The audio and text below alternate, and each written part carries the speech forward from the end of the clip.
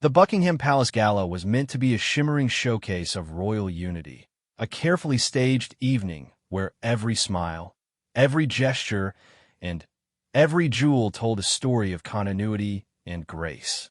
But when Camilla, the queen consort, stepped into the ballroom wearing a sapphire and diamond necklace last seen gracing the neck of the absent Princess of Wales, a silent, seismic shockwave rippled through the assembled dignitaries. All eyes, filled with curiosity and quiet alarm, snapped not to the consort, but to King Charles III.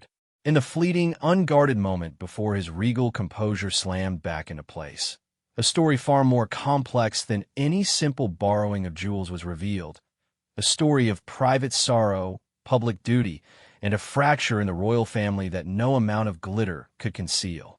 This is the true account of that night, a chain of events where a single necklace became the catalyst for a monarchy confronting its most personal crisis. The grand state rooms of Buckingham Palace shimmered with a light that seemed to originate from within the very crystals of the chandeliers. The annual diplomatic gala was in full swing, a symphony of clinking china, murmured politesse, and the swish of silk and taffeta. It was a scene of polished perfection, a centuries-old machine operating with quiet efficiency. King Charles III moved through the throng with the weary grace of a man born to the role, his handshake firm, his smile practiced, his attention seeming to be everywhere at once. Yet for those who knew him well, a small and ever-dwindling circle, there was a telltale distance in his eyes. His thoughts, as they so often did these days, were elsewhere, with his son and daughter-in-law, and with the troubling silence that had settled over Kensington Palace.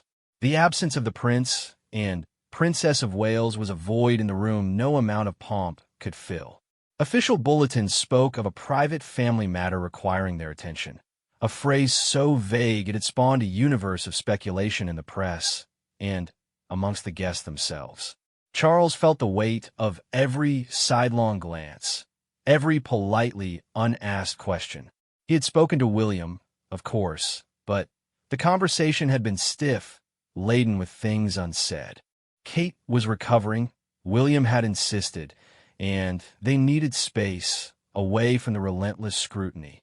Charles understood that in principle, had he not spent a lifetime craving a semblance of privacy?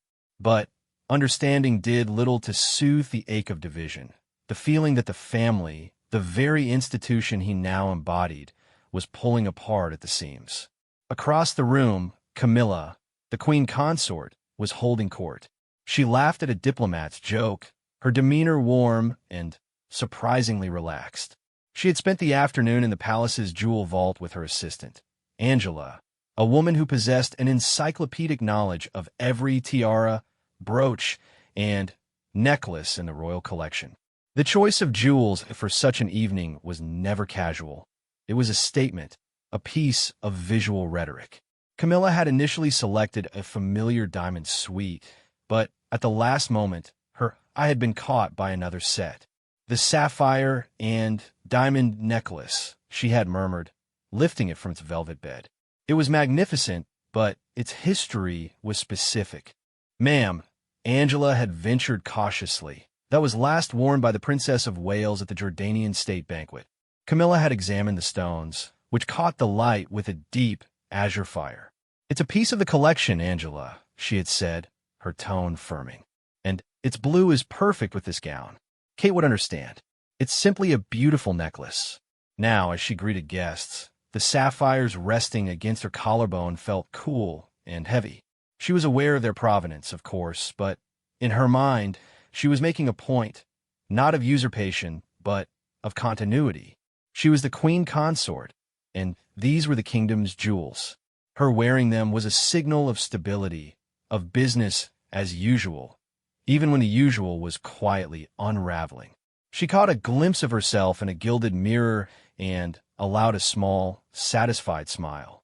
She looked every inch the part. The moment of revelation came as the royal couple prepared to enter the main ballroom for the formal reception line. Charles, checking his cufflinks, looked up as Camilla approached. His eyes, initially soft with the fondness that had grown steadily between them over the decades, traveled to her neck. The smile froze, then vanished entirely. The blood seemed to drain from his face, leaving his complexion ashen under the bright lights. It was only for a second, a heartbeat, no more, but in that fraction of time, the king was not a monarch. He was a father, a worried father, seeing an intimate symbol of his son's wife displayed in a context that felt suddenly, violently wrong. It was a collision of the personal and the procedural, and the personal had won decisively. His voice, when he found it, was low, meant only for her. "Camilla, the necklace." She touched it, a gesture of unconscious ownership. "The sapphires, Charles. Aren't they spectacular? They complement the blue in the dress perfectly. You know which necklace that is." It wasn't a question. The stillness around him was palpable, a bubble of tension in the bustling anteroom. Aides and equerries suddenly found the patterns on the carpet fascinating. Camilla's smile became fixed. "It's from the collection. I am a queen consort." It seemed a fitting choice. Her words were reasonable, but they hung in the air, failing to bridge the gulf his reaction had revealed. Charles did not reply. He simply gave a slow, almost imperceptible shake of his head, a world of disappointment and disbelief in the gesture. Then, as if a switch had been thrown, the mask of sovereignty descended. His shoulders straightened, his expression smoothed into one of neutral welcome, and he offered his arm. "Shall we?" he said, his tone now devoid of all emotion, a monarch's tone. But the moment had been witnessed. A palace footman, a junior lady-in-waiting, the watchful eyes of the private secretary. All had seen the king's stark, unguarded reaction. The story began to spread, not in words at first, but in glances, in raised eyebrows, in the subtle leaning of one head toward another. As they entered the ballroom, the applause was thunderous. But Charles heard none of it. He saw only the cameras, their lenses like unblinking eyes, surely zooming in on the jewels at Camilla's throat. He thought of William, watching perhaps from Amer Hall, and of Kate, already feeling besieged by the world. This, he thought with a surge of cold dread, will be seen not as continuity, but as an affront, a public claiming. The careful, fragile peace he had been trying to maintain within his family felt as brittle as the crystal in the chandeliers above. He performed his duties mechanically, his smile a practiced curve, his mind racing miles away, trapped in a narrative he had not written but now had to control. The gala went on, a beautiful, glittering illusion, but its foundation had cracked the moment the light hit those particular sapphires. The silence in the king's private study after the gala was a physical thing, thick and cold. The distant sounds of staff clearing the ballroom were muffled by the heavy doors. Charles stood by the fireplace, his back to the room, still in his white tie and tails, staring at the empty grate. Camilla sat on a sofa, the offending necklace now a coiled, glittering serpent on the lacquered table between them. She had removed it the moment they were alone, the action both defiant and conciliatory. "I cannot fathom," Charles began, his voice quiet but strained, "what possessed you to make such a choice tonight of all nights." He turned, and the fatigue, the worry he had kept banked all evening, was now plain on his face. "It was a beautiful piece of jewelry, Charles," Camilla replied, her own weariness giving way to frustration. "That is all. It's a state jewel. I am your consort. Am I to be restricted to only the pieces with no history? Every tiara, every necklace in that vault was worn by someone else first, often by women who disliked each other heartily. That is the nature of the institution. You know, this is different," he shot back, cutting through the logic with raw emotion. "This isn't about some long-dead queen. This is about Catherine. It's about William." Their absence tonight was the single largest topic of conversation, unspoken though it was, and you provided the second largest. You drape yourself in a symbol of her public identity. How do you think that looks? And how does it look for the queen consort to seem afraid to wear a jewel? Camilla countered. To tiptoe around as if walking on eggshells? The message that sends is one of weakness, of division. I was trying to project normality. strength, normality. Charles let out a short, humorless laugh. There is no normality right now. There's a crisis in my family. My son will see this as a declaration. You might as well have hung a banner from the balcony. The argument spiraled, touching on old wounds and new anxieties. Camilla felt her efforts to solidify her role were forever being misinterpreted, her every action filtered through a lens of past controversy. Charles felt torn between his loyal wife and his estranged son, between the public's need for a united front and the private reality of a deep rift. The necklace was merely the spark. The fuel had been accumulating for months. Miles away, in the quiet of their Norfolk home, William and Kate were indeed watching. The news clips had been unavoidable. There was Camilla, smiling broadly, the sapphires glittering under the television lights.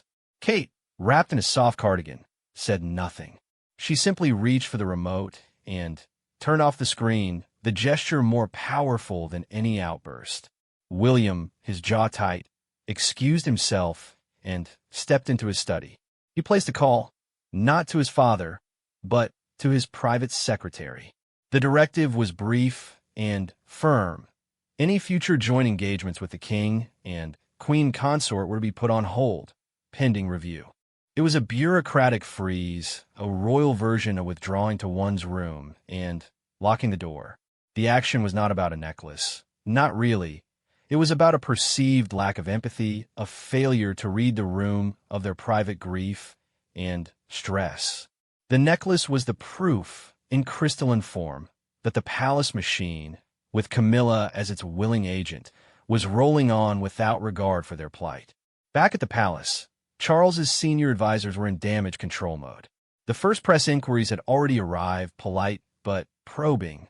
The official line, crafted in the early hours of the morning, was one of elegant simplicity. The queen consort selected the sapphire necklace from the royal collection for the gala. It is one of many magnificent pieces available to members of the royal family for state occasions. It was true as far as it went. It was also utterly meaningless, and everyone knew it.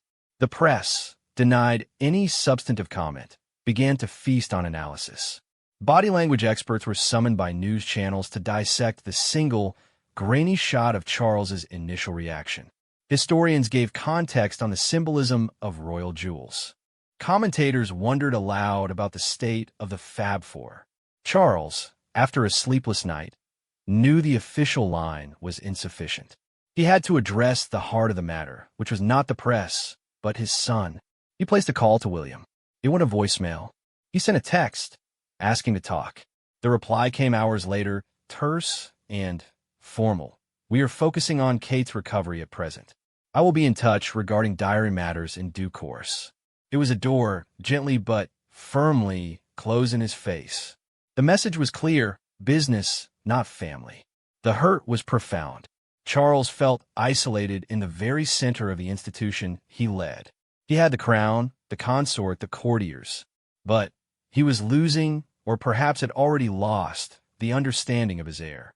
The gala, intended to showcase unity, had instead become a spectacular showcase of the very opposite, and the image now seared into the public consciousness was of Camilla's sapphires and Charles's stunned, unhappy face. The fallout was not a storm, but a deep, pervasive chill. In the days following the gala, a formal, icy politeness settled over communications between the households. Scheduled meetings were postponed. Shared projects were put on indefinite hold. The courtiers at Buckingham Palace and those at Kensington Palace, who once coordinated with easy familiarity, now spoke in the careful, guarded language of diplomats from rival nations. The Sussex situation had been tumultuous and public. This was a quiet, internal freeze, more disquieting for its restraint. Charles threw himself into work, the one realm where he still felt a semblance of control. He reviewed policy papers, held investitures, planned his upcoming state visit. But his smiles during public walkabouts never quite reached his eyes, and his aides noticed a new, sharper edge to his impatience. The burden of kingship had always been heavy, but now it was lonely. He began to take long, solitary walks in the palace gardens in the early morning, a habit he had developed in his youth. One morning, he found himself standing before a particular rose bush, a variety he had planted with Diana a lifetime ago. He did not think of her often in a personal sense anymore. The ghost had been laid to rest. But now he was struck by a painful sense of history repeating itself. Not in the specifics, but in the dynamic, a sense of competing women, public perception, and a family fracturing under the strain. He was determined this story would have a different ending, but the path was obscured. Camilla, for her part, was bewildered and then resentful. From her perspective, she had done nothing wrong. She had followed protocol, chosen a stunning jewel, and performed her duties flawlessly.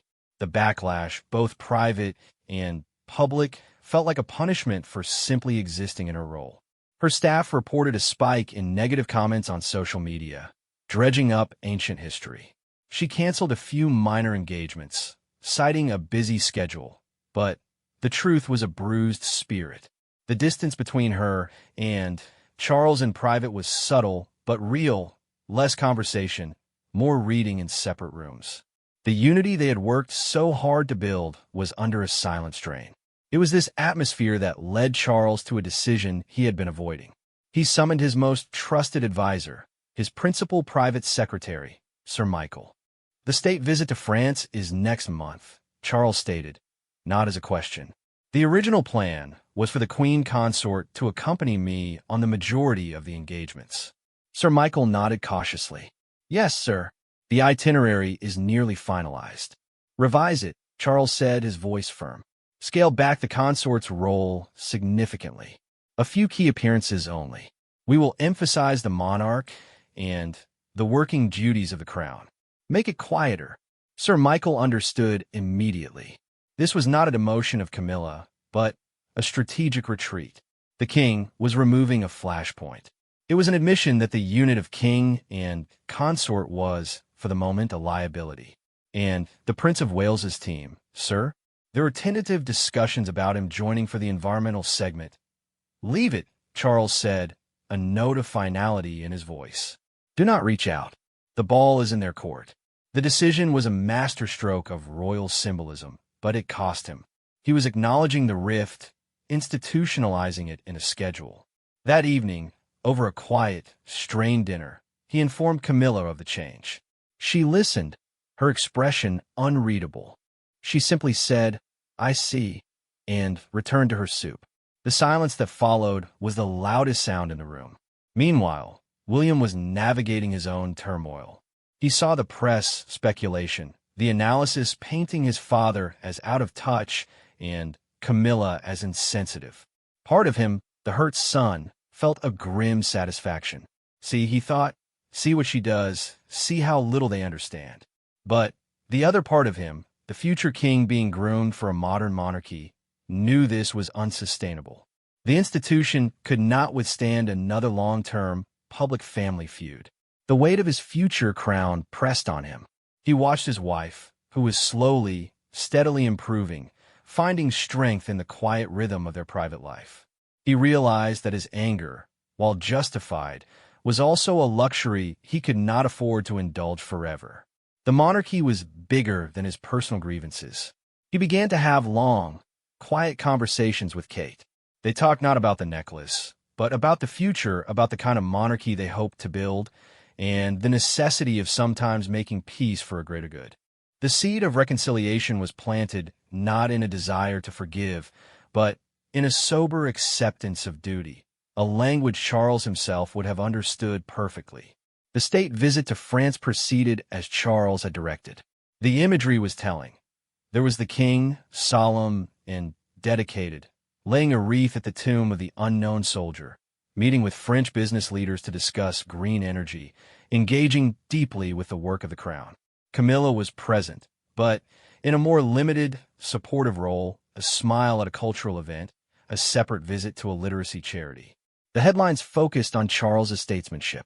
The necklace narrative began to recede, replaced by stories of diplomacy and duty. It was a controlled, deliberate reset. A week after their return, a small, plain envelope marked private arrived for Charles from Kensington Palace. It contained no letter, just a photograph. It was a recent picture of Kate, taken by William in their garden. She was smiling, a real, warm smile that reached her eyes, holding the hand of one of their children. She looked healthy and at peace. On the back, in William's handwriting, was written, "Making good progress. Vous." It was an olive branch, subtle and profound. It spoke of healing, of family, and it bypassed all the unsaid words about necklaces and galas. It said what mattered most. His wife was recovering. Charles held the photograph for a long time. He then placed it on the mantelpiece in his study, where he could see it from his desk. The following Sunday, the call finally came. William's name flashed on Charles's private mobile. He took a deep breath and answered. "William." "Father." The voice was calm, not warm, but not cold. "I thought we might talk about the Earthshot Prize Innovation Summit next month. I believe there's potential for a joint patronage announcement from both our foundations. If you think it's suitable." It was an opening, a return to work, to shared purpose. It was not a discussion of feelings or apologies. It was a proposal for forward motion. Charles grasped it. "I do think it's suitable. An excellent idea. My office will contact yours tomorrow to coordinate." They spoke for 10 minutes about logistics, about environmental policy, about the message they wanted to send. It was all business. But at the end, as they were about to hang up, William paused. "I'm glad you liked the photograph." "I did," Charles said, his throat unexpectedly tight. "Very much. Please give Catherine give her my very best." "I will," William said. "Goodbye, Father." "Goodbye, William." The call ended. The crisis was not over. Trust, once fractured, takes longer to rebuild than schedules or press narratives. But a line of communication severed by hurt and pride had been restored. That evening, Charles joined Camilla in her sitting room where she was watching television. He did not speak, simply sat beside her. After a moment, she muted the sound. "William called," he said. "We are working on a joint project for the Earthshot Prize." Camilla nodded slowly. "That's good," she said. And then, after a beat, Charles about the gala. "I never intended to cause such pain to any of you." He looked at her, the woman who had been his partner through so much turmoil. "I know," he said. "It was not forgiveness, not yet, but it was an acceptance of intent. The world sees a necklace. We see a family. And families are complicated. The gala everyone talks about faded from the front pages, replaced by newer scandals and brighter, shiny objects. But within the walls of the palaces, its lessons lingered. Charles learned that even a king's control has limits, especially over the human heart. William learned that the path of duty sometimes requires swallowing private hurt. Camilla learned that symbols have a power far beyond their material worth. And Kate, recovering her strength away from the glare, was reminded that the most precious jewels are not kept in vaults, but in the quiet, resilient bonds of family, which, though tested, had not broken. The necklace was returned to its case, a beautiful object now freighted with a chapter of history no catalog entry would ever describe. A chapter not of rivalry, but of the painful, fragile work of understanding that continues behind the crown.